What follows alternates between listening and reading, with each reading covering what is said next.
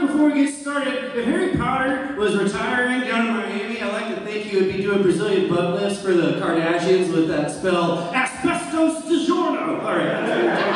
But it was 15 minutes ago, and I feel like that's when we got to get points. Hey, everybody, I'm really excited to be back. I wanted to start off with a very advanced comedic maneuver. I'm going to do an impression with no words whatsoever.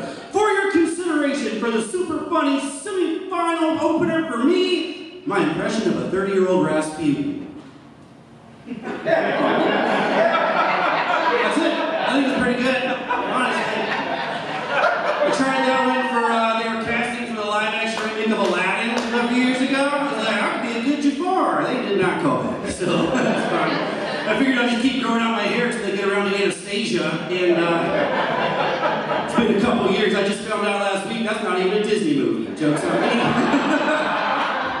The remakes get a bad rap, though. They started and stopped making the Snow White live-action remake. I don't know if you know about that. It's not even surprising to me. I'm not a huge fan of the original Snow White, mostly because I'm a little progressive, and I don't like the way they talk to women. All the dudes are at work, and they're just like, hi-ho! And you're like, yo, we can be more respectful. This is a children's movie? Then they all start like whistling at her, and it's like, yo, she's clearly outnumbered 3.5 to 1. That's just a real math joke. Okay, we're moving past that. I know the Snow White joke is like low ball, very softball, but I like to tell that joke because I get weird reactions in different places. I told the Snow White joke in Seattle, and they were like, yeah, get those tiny misogynists! And I was like, whoa, calm down, you guys. It's a movie, you know what I mean? Same joke, told the Snow White joke in Shelton, and one old guy in the back just goes, whoa. I was surprised, like, that was the woke joke? That joke? That joke. Wow. And aside from that, I honestly don't know how anyone can look at a stranger and just know about my insomnia. That's very impressive. Can I say that right now? What a weird skill set to have. That is true. By the way, I am not great at sleep. Most people, it comes naturally. Not this guy. I had to seek help. They prescribed Ambien. You don't know about Ambien. Ambien is the sleeping pill with the least creative slogan I've ever heard. I'm a big slogan guy. If you have a product and you have a clever little saying, you're probably going to try a product. I think that's how it works. Good example of a slogan, once you pop, the fun don't stop. Great slogan. That's for potato chips. Fantastic slogan. Not Big Pharma. They got more money than God. Best they can come up with is Ambien. Sleep well. That's it. That's the whole thing. I'm not even saying it's dishonest, but it's definitely not the whole story. I tried a couple of samples, and the awake part, or sleep part, great. Awake part, extra tricky. All of a sudden, that line has now been blurred. I'm doing things I wouldn't typically do. I'm parking at my neighbor's lawn at 4 in the morning. Like, what? That's typical. I'm like interrupting my own friends. They're telling me important things about their life, and I just blurt out, I believe in you! Thank God they think I'm encouraging, but I just decided they're not a figment of my imagination. Does that make sense? It's very confusing.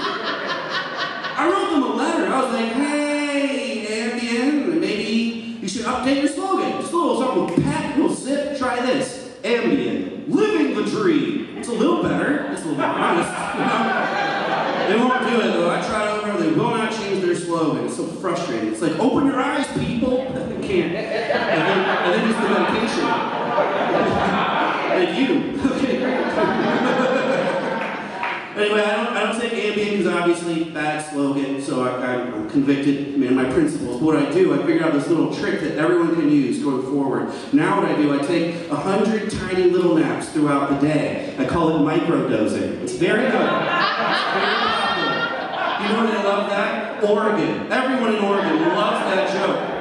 Like, probably too much. What I mean is, I told that joke in Portland, by the time we were driving away, everyone was taking naps all over the place. Some people didn't get to their car, some did. Okay, I always know that the room's gonna pull back right there. I understand that. I tried that joke in Seattle, and they just looked at me like a room of 40 very disappointed Rasputins. Just, no. We got 20 seconds left, so I'm gonna wrap this up with another impression. Here we go. This is my impression of a very disappointed Ray Romano. It goes like this. I don't know. Okay, that was good. If you did not like that impression, I did tell that impression in front of Ray Romano. He didn't like it either. But he did make that exact sound, so I had to watch his face process that information. Now everyone loves my Ray image. Okay, y'all wonderful night.